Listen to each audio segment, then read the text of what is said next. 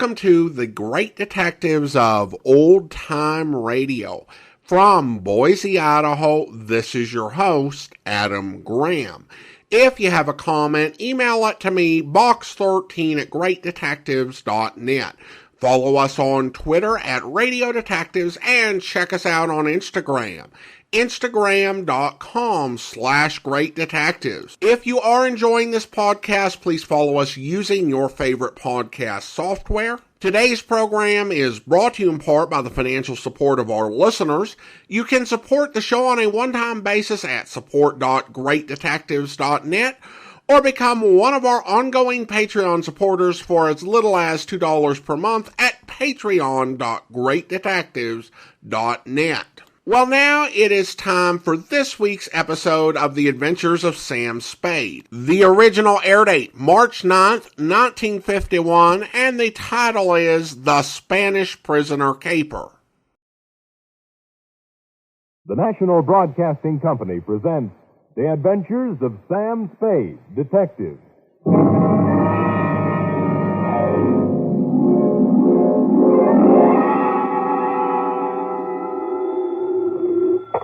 Sam Spade Detective Agency. Me, sweetheart. Oh, Sam. Now, F, all is forgiven, like I told you. How can you forgive me, Sam? I almost killed you. Well, why kick yourself, F? You would have done the private detective profession a great favor. Oh, don't say that, By Sam. removing from its rolls the only operative in San Francisco stupid enough to shake an apple tree for an entire evening trying to pick up an apron full of bananas. But they all can't come out right in the end, Sam. Ah, but you haven't heard the postscript, Angel. Postscript? Postscript, indeed. Batten down the hatches and warn all within earshot that they're about to catch Stupid Sam, the incomparable, in a new act. For during the next 29 minutes and 30 seconds, I shall don the mantle of Dunne Quixote, shoulder my battered lance, and tilt at windmills in an object lesson to the gullible entitled The Spanish Prisoner Caper.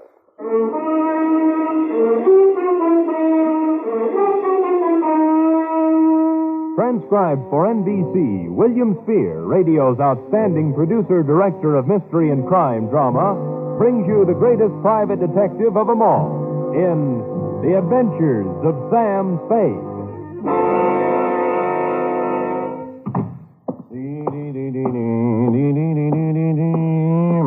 Effie? Yep? Oh, now, there, Angel. Don't cry, little girl. Don't cry. I'm so stupid. You might have been believed. Yes. We'll have no more of it here. But Not a word, not a word. Book, pencil. Go ahead. They fill it in to Miss Marjorie Loveland, Brockhaven Apartments, from Samuel Spade, still license number 137596. Oh. Down, Effie, down. Subject, The Spanish Prisoner Caper. Dear Marjorie. When they made you, darling, they threw the mold away. In this day of the emancipated, self-sufficient, 100% competent female, it came as a fresh breeze and a boost to my masculine ego to run across a lady, white-haired and fragile withal, who needed protection. After meeting you, I knew what the fellow had in mind when he wrote, "Heaven will protect the working girl." As a matter of fact, you could have been the very girl, since you and the song were about the same vintage. Do please sit down, Mrs. Spade. May I fix you some tea? No, thanks. I planned to come to your office, but I decided I just couldn't risk going out at this time. Oh, why that? Well, he might come, you see. And I'd never forgive myself if I was out. Oh, who's this? Senor Paiva. Oh. He's more than a week overdue now, and I'm on pins and needles. I gave him my address here at the Brockhaven. But there's the Brocklebank and the Brockhurst and the Brockmorton and the Brock.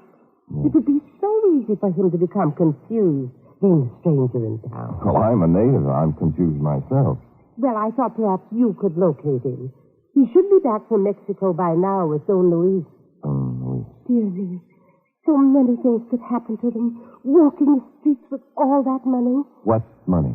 The gold and the precious gems. How about starting all over again? Why? Haven't I made myself clear, Mr. Spade? Well, I have the end fairly straight, yes, but if you'll give me the beginning, we'll have everything. Well. Well, I suppose the beginning was 3 weeks ago. Where? In the lobby of the Grand Hotel for Women. I see. I was staying there temporarily while I was waiting for this apartment, you see. So? So, the day I got word I could move here, I packed up and had them take my things out to the taxi. Then I went to the desk and got my money from the vault. Oh, how much? $840. Cash? Yes, in bills. My annuity money had just come to me. Well, I just put the bills in my purse and was starting out the door when it happened. This voice came over my shoulder. A soft Latin voice saying, Senorita, I come to you on a matter of terrible urgency. and lo and behold, it was Senor Palmera. How did you know? Oh, I have a feeling for those things. Go ahead. Well, his uncle, Don Luis Alvaro, was in terrible trouble, he said. In prison in Mexico City on some sort of trumped-up political charge. And the family, though noble, was financially impoverished.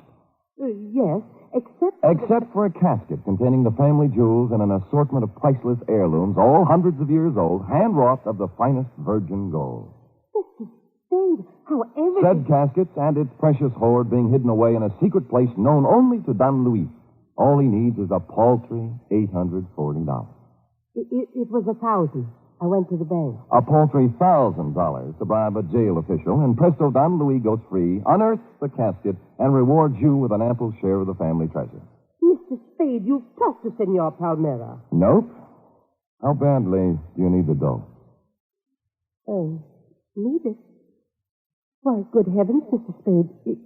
It's all I have until next June. There's a small pension from the school board in Keokuk, but... Dear me, I don't know just how... Mr. Spade, you mean he isn't coming back with my money?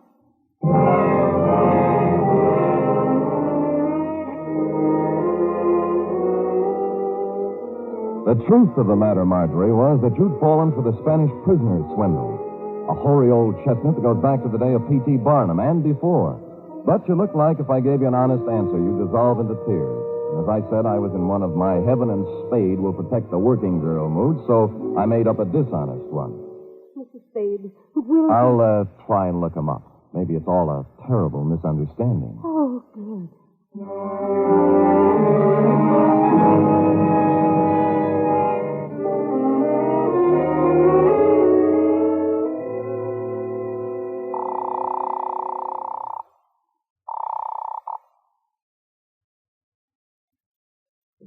That's nip to and slip to, isn't it, Dorothy? Effie? Really?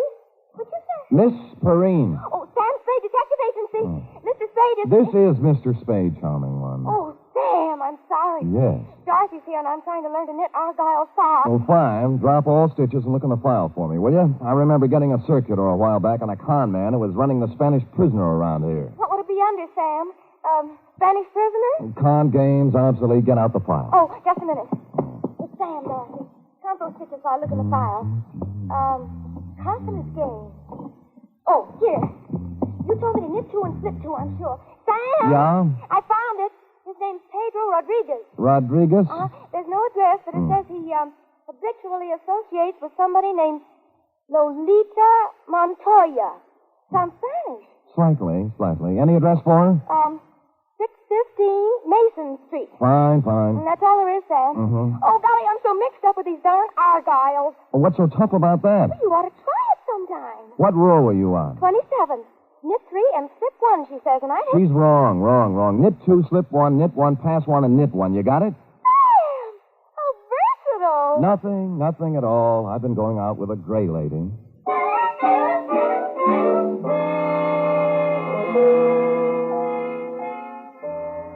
615 Mason Street was a very large apartment building with the usual brass plate in the entry listing the inhabitants, among which I was happy to note was Lolita Montoya, apartment 408. I picked up the house phone and pressed the button. Yeah?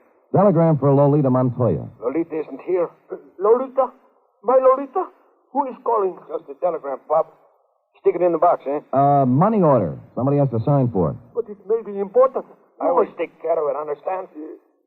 Yes, I understand. Sonny? Yeah? Climb back into that cab I saw you get out of. Hustle over to Western Union and tell the president Lolita's on a vacation. Get it? Score for you now. Hello? Hello?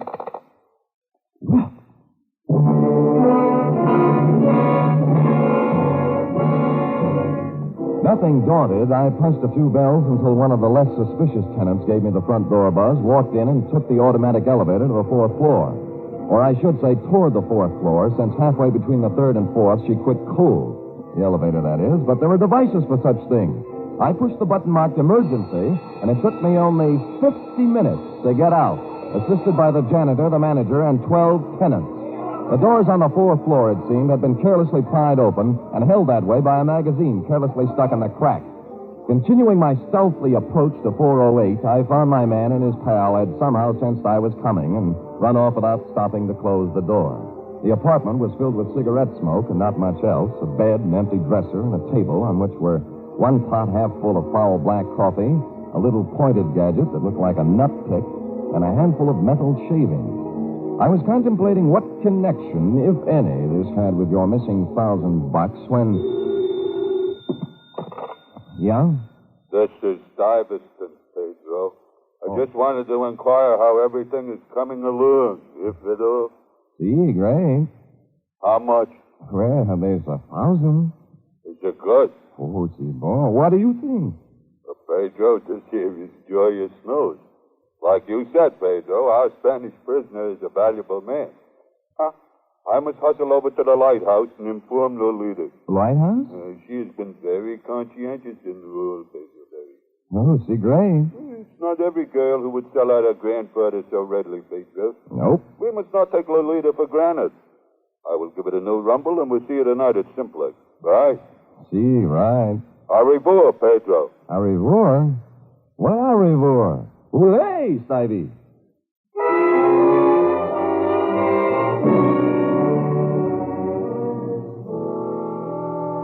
The only lighthouse I knew was a gin mill perched midway down the Embarcadero south of Market, surrounded by shoals strewn with human wrecks of all description.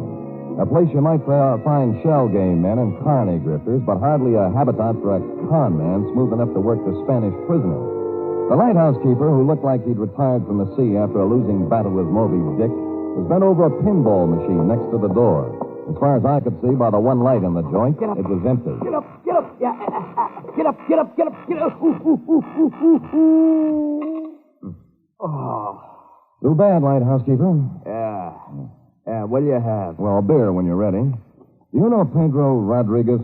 Yeah, worked for me once, a couple of years ago. I canned him. Why? He's a swab. Only honest nickel he ever made was when he was here. All right, get up, get up, get up, get up.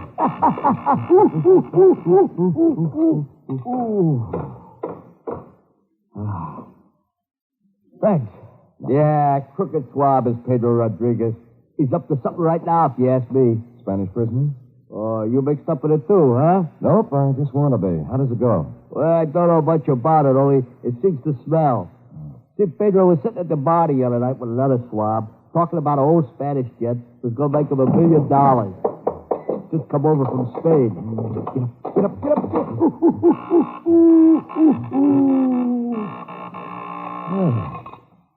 Nice shot. Body English, pure and simple. So what about the Spanish jet? Well, I didn't hear no more about that. Hey, I'll tell you what you do. You ask Lolita about it. Anything Pedro's mixed up in, she generally knows about. Good. Where do I find Lolita?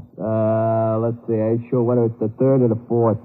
Third or fourth what? The booth from the back there. Oh. She's been sitting there all night writing letters. You better be careful, though. She got an awful temper. Thanks, lighthouse keeper. How about the beer? Sure. Hey, Larry, draw one.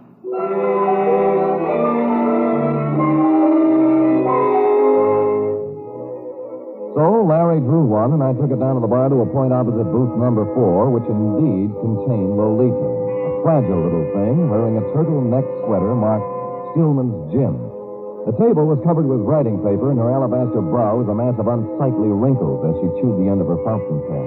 I'd no sooner settled down when the front door opened, and what appeared to be the reincarnation of Gargantua the gorilla, only with clothes, steamed down the aisle and slid in next to Lolita, who was not alarmed at all. Listen to this. I am making progress. Grandfather dear, you cannot know how dire is the peril into which I have been thrust. Okay? Possibilities. Or maybe, Grandfather beloved, as I take up my pen in hand, I am overcome with fear. Things look very black indeed. I have fallen into the clutches of a...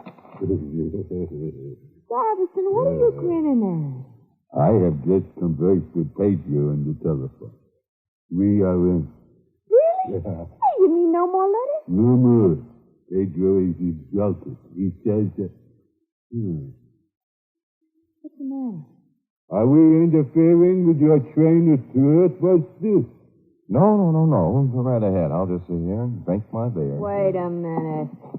Now, look, George, there is plenty of bar down near the front door. Leave him be, Lolita. He's just a schmuck. I'm not so sure. He's got an honest look about him I do not like. What is on your mind, George? Pedro. Pedro, huh? Yeah, he's getting careless. Shortchanged a friend of mine $1,000. I just take it. This man is subtle, Stivey. Yeah. You are anxious to put the bite on Pedro for $1,000, right? Uh-huh. That is, unless Pedro wants to take a 5-year rap, it's up to him. 5-year rap for what? Stupidity. He ought to know better than to try to get by with a Spanish prisoner, honey. Spanish prison. You know it. What'd I tell you? It's a shakedown. Why, look. Relax, Stuyvesant. Violence will get you nowhere. Out of my way, Stuyvesant. I'll show this kid one. Very off, Lolita, not the gun. I said get out of my way. You better let me have it, baby. Lolita, temper.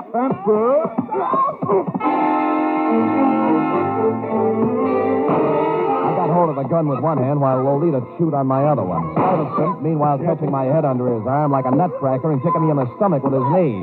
This went on for some time, then I became vaguely aware of Stuyvesant's fist, as big as a ham, coming up from the floor. He put me on the side of the head, and I skidded down the marble floor, past the row of booths like a ball in a bowling alley, scoring a 10-strike on the pinball machine, which leaned drunkenly over me, stuck out its coin drawer, and flashed a red light in my face, reading, "Foul ball, try again."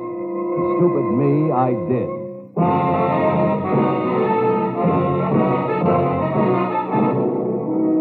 You are listening to the weekly adventure of radio's most famous detective, Sam Spade.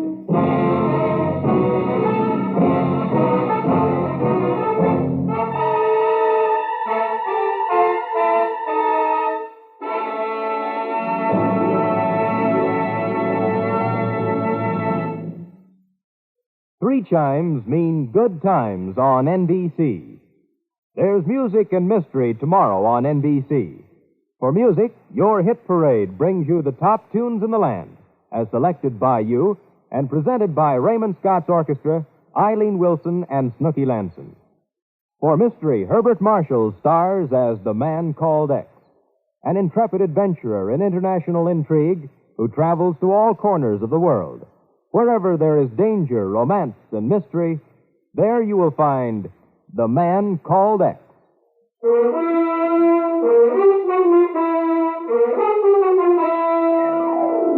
And now back to the Spanish Prisoner Caper, tonight's adventure with Sam Spade.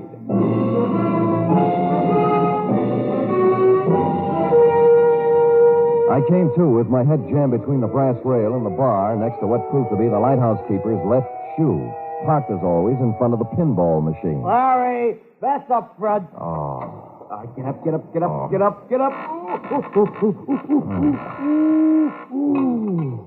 Where are they?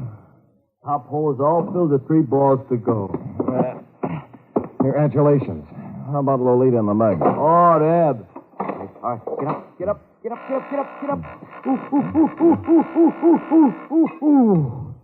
Oh, Deb?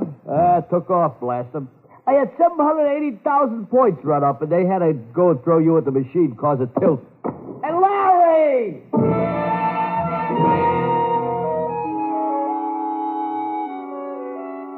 I sat until the buzzing in my ears quieted down and tried to hark back to the phone conversation with Spivey in the apartment. It came eventually, and I pried mine host, the lighthouse keeper, away from the pinball machine and sat him down next to me with the yellow and standard sections of the telephone book. Simplex Bar Supply? No. Simplex, Easy Do Garden Furniture, nope. How about Simplex Printing Company, 509 Sansom Street? Nope.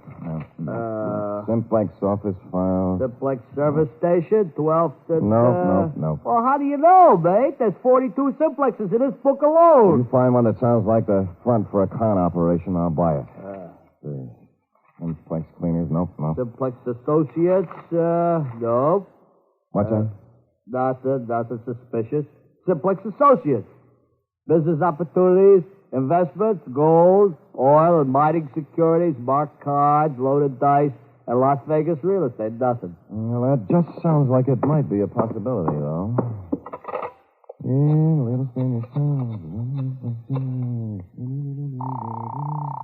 Nothing.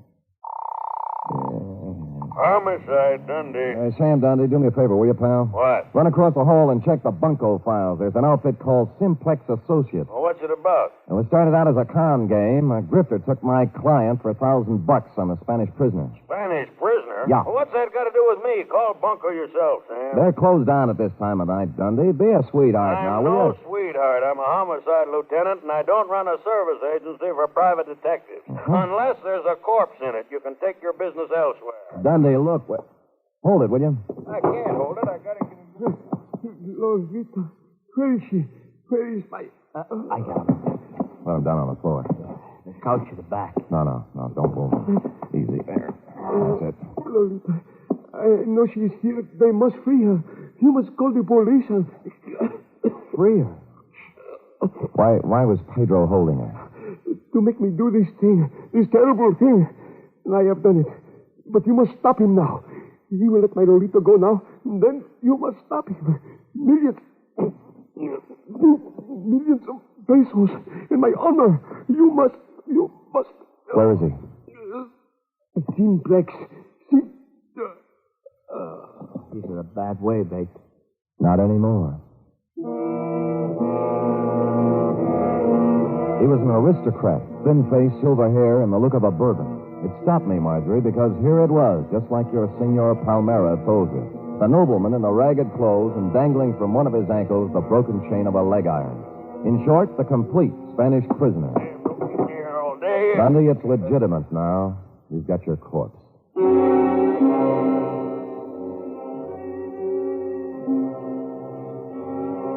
There was nothing on him to indicate who he was or where he came from, but I had a feeling I'd seen him before. After making the lighthouse keeper promise me he'd lay off the pinball game until Dundee arrived, I took off from my office on a very practical errand. Sam! Oh, Sam! Oh, what are you doing? Buckling on my .45, sweetheart. If I had a light tank and a bazooka, I'd take them, too. Oh, Sam, your face I is know, all... sweetheart. Oh, Sam, about the Spanish prison? Well, there's a real Spanish prisoner in this one, F. He's dead now, by the way, and from the cheap grift of $1,000 from a poor retired school teacher. We're now up in the $1 million bracket. They got a murderous ex-Corrine playing like she's been kidnapped and writing extortion notes to her grandpa, and a mug who looks like a monkey's nightmare, and nut picks and metal shavings, and someplace or somebody named Simplex, not to mention... Oh, Sam, stop it. It's all my fault. I was so mixed up with the Argyles. What have the Argyles got to do with it? When you called about the file, the circular on the confidence man. Yeah? I was looking under Carl under the C's, but I got out the one next to it by mistake. No. Yes. The one marked counterfeiters. Only then did I remember where I'd seen the old man before. The paper was still on my desk, and his picture was still on the front page over an article that ran something like this. Search on for ex-Spanish Treasury official. Police today were still without definite leads in the search for Ramon Montoya, former chief engraver of the Spanish Mint. Montoya, who arrived in San Francisco 3 weeks ago to visit his granddaughter, vanished from his hotel room shortly after checking in, etc., etc., etc. Yes, Sam? Call Lieutenant Dundee at the lighthouse on the Embarcadero. Also call the Treasury Department. Tell them both Pedro Rodriguez and his two assistants are even now busily running off currency from plates engraved by Ramon Montoya at the Simplex Printing Company, 509 Sansom Street. Yes, sir.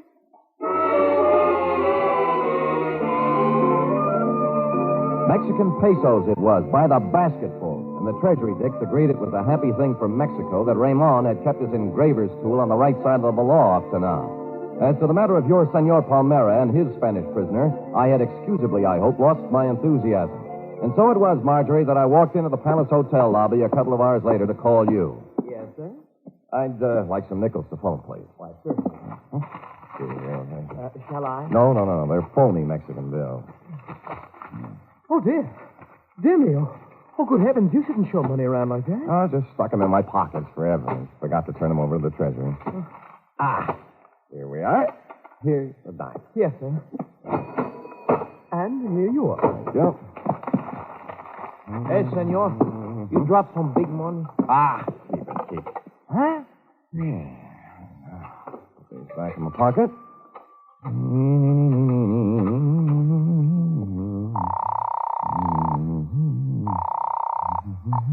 Excuse me, please, senor. Hey, Chum, look, I want to talk to you. Hello? Marjorie, this is Sam Spade. Look, senor, I got to talk to Oh, you. Mr. Spade, did you find him? I'm sorry, Marjorie. I beg your pardon, senor. Just a minute, Marge. Now, look, buddy, you can have the phone in a minute. Now, will you relax?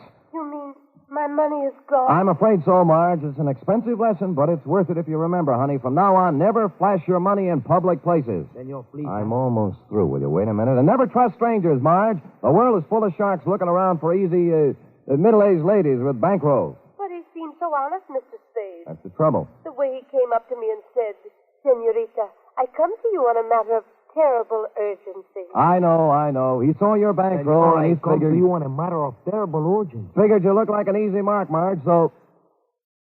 Senor? Just a minute, Marjorie. What did you say? I say I come to you on a matter of terrible urgency. My uncle, Don Luis Alvarado, he's in awful trouble. Oh? Oh, there's going to be great rewards, senor, if you help us. You know, we just might be able to work something out.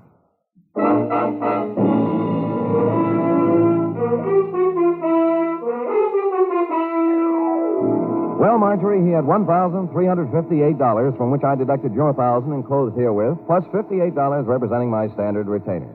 Period. End of report. Oh, it must be awful to be gullible like that.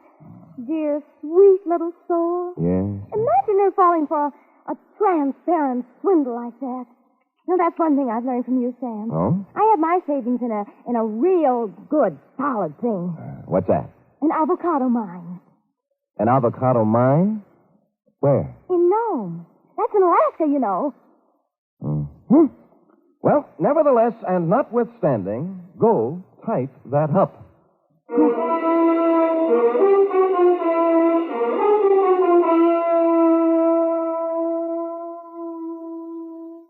3 chimes mean good times on NBC.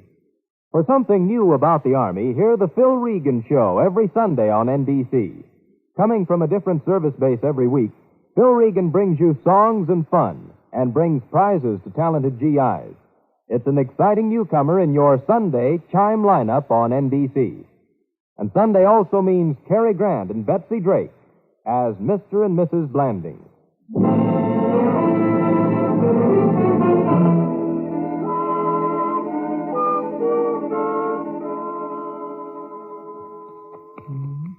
Here it is, Sam. Why, Sam. A knit 2, purl 3, slip 1, and knit 1, you see? How many rows did you do? I'm on 57. Are you sure you're right, Sam? Well, look at it. Have you ever seen such argyle? Well, that's what I mean, Sam. They sort of billow out, don't they? Well, who cares? That guy you're making them for probably won't appreciate him anyway. But they have to fit, Sam. Well, look at that. It'll make a perfect sleeping bag for a fat cat. I'll tell him your boss loused them up. But, Sam, oh, dear. What's the matter? Well, it was going to be a surprise. They're for, No. Yes? Well, I'll treasure him, sweetheart. They're beautiful. Just what I wanted. That's my boss. Good night, Sam. Good night, sweetheart.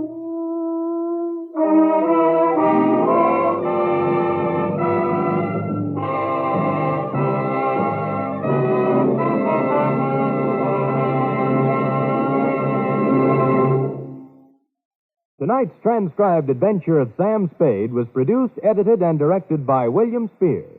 Sam Spade was played by Stephen Dunne. Lurene Tuttle as Effie. Also in the cast were Verna Felton, Lou Merrill, Shirley Mitchell, Ed Mack, Jerry Hausner, Nestor Paiva, and Tony Barrett. Script for tonight's adventures by Harold Swanton. Musical scoring by Lud Gluskin, conducted by Robert Armbruster.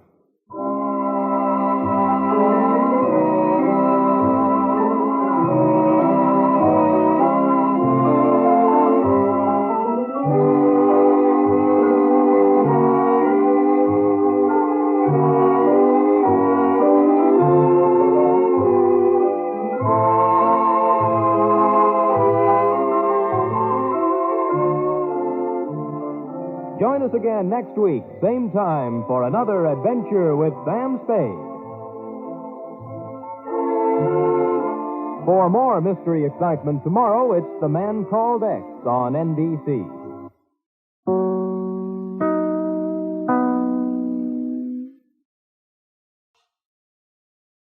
Welcome back. In many ways, The Spanish Prisoner sounds a whole lot like a precursor to what we call the Nigerian Prince emails, with the same general elements, only different geography. The trick and overall premise are the same, so nothing new under the sun. Honestly, the mystery felt a bit convoluted and confusing, with the counterfeiting feeling like a side quest that Sam stumbled into that had nothing to do with his client, and then a relatively coincidental resolution to her problem.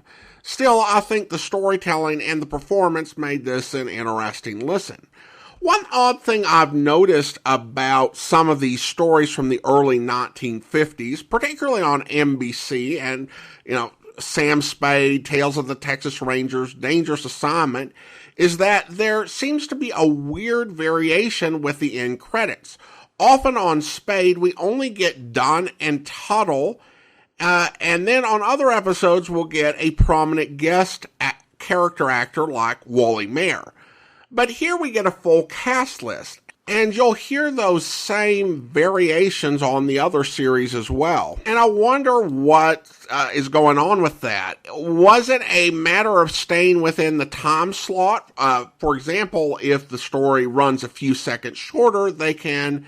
not only the story, but PSAs and things like that, they can credit more actors. But it is really odd how it varies from week to week. And speaking of that, we have a comment from YouTube from Judy, who writes, regarding the Sure Thing caper, does anyone know the name of the actor that played $5 Frankie?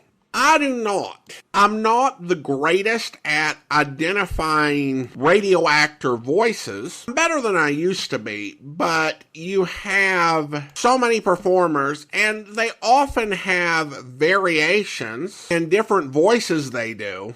So it's hard to keep track of everybody. I can recognize quite a few now, Alan Reed, Gerald Moore, Howard McNear, and some other voices that I've heard quite a bit, but I don't recognize them all. So if anyone knows the actor who did that voice, feel free to let me know and I'll mention it on a future episode. Might have narrowed it down if we had a full cast list, but I digress. And also over on YouTube, Betsy said the Prodigal Panda caper was very fun, and I definitely agree with that. Now it's time to thank our Patreon supporter of the day. I want to go ahead and thank Paul. Paul has been one of our Patreon supporters since August of 2020, currently supporting the program at the Seamus level of $4 or more per month. Thank you so much for your support, Paul. And that will do it for today. If you're enjoying the podcast, please follow us using your favorite podcast software. And be sure to rate and review the podcast wherever you download it from. We'll be back next Monday with another episode of Sam Spade, but join us back here tomorrow for another yours truly Johnny Dollar serial where... What, coffee? Yeah, I guess so. How's business? $1.02 a day. Father in the hole. Want cream? No, I'll drink it black. Want a sinker with it? No, thanks. Are you Red Willards? So that's it. What do you mean? You're on that fur case, ain't you? Maybe. I thought you was the same one, but I couldn't be sure seeing you across the street. You come up with that cop Garcia a while ago, didn't you? That's right. I'm an insurance investigator. Well, you come to the wrong address, mister. I don't know nothing about nothing. Who was in the lunchroom here just before the robbery? I don't remember. Any young kids here? No, it was all old men with long beards. I see. 10 cents for the coffee. Yeah, they got you real scared, haven't they? Haven't they? I don't know any theys. All right, look. You know Chrisman, the watchman over at the warehouse. He comes in. He didn't know any theys either. What about it? Nothing. Except he's dying. I'm at the Wilkins Hotel if you change your mind. Room 312, Johnny Dollar. Sorry, I don't see no use of me dying, too. Follow me, Mack? I hope you'll be with us then. In the meantime, do send your comments to box13 at greatdetectives.net. Follow us on Twitter at Radio Detectives. And check us out on Instagram, instagram.com/greatdetectives. From Boise, Idaho, this is your host, Adam Graham, signing off.